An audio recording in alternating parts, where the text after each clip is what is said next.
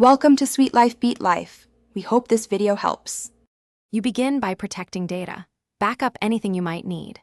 Once done, open your system's storage view and sort by size or date so you focus on the biggest culprits. You should aim at large folders first and make a quick scan to confirm file types, documents, videos, installers, so you don't remove something essential.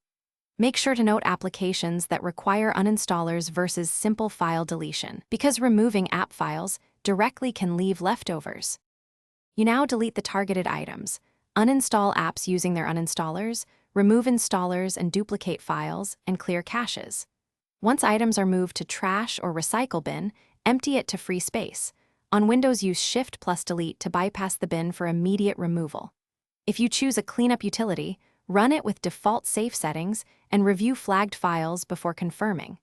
This avoids removing settings or drivers unintentionally and keeps system integrity intact while recovering space. You finish by verifying free space and rebooting so the system releases locked files and updates space counters.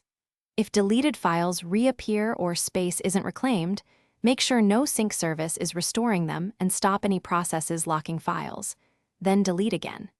If you accidentally removed a critical file, stop using the drive immediately and restore from your backup or try a recovery tool. However, you should act fast because continued writes reduce recovery chances.